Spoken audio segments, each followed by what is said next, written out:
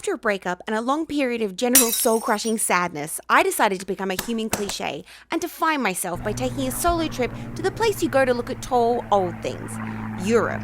I didn't have a lot of money for this search, which is how I ended up with a $40 overnight bus ticket from Vienna to Zurich.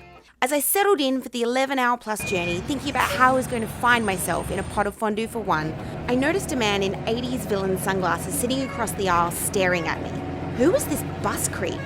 My sleep-deprived, solo travel anxiety brain started to get paranoid. What if this was like the movie Hostel and he's a rich sicko that's paid money to murder me? What if this was like the movie Eat, Pray, Love and we have a whirlwind European romance before I discover that he's just a figment of my imagination made of pasta that I have to consume while weeping for my lost love? I haven't seen Eat, Pray, Love.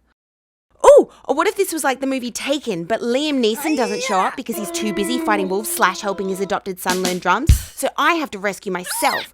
And by the time I find my way back to civilization, I've already been declared dead. But then a man told me to take this red pill, so I did because when in Pisa, and suddenly I'm a secret sexy spy using my newfound espionage skills to take down fascism. But honestly, I wasn't really in a great place, and that just seemed like a lot of responsibility for me in my current emotional state, and I just wanted to eat hot melted cheese while crying. I spent the entire bus ride wide awake, worrying about every cliched movie scenario possible.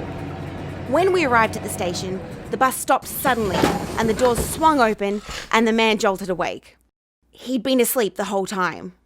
He looked across the aisle and saw a woman with black bags under her red eyes staring, unblinking, directly at him. It was at this point that I realised I'd been the one staring at him the entire trip. I was the monster from those cliched scenarios. He grabbed his bags and very quickly got off the bus. Because of the previous night's sleepless paranoia, I passed out as soon as I reached my hostel, sleeping through the only day I had in Zurich.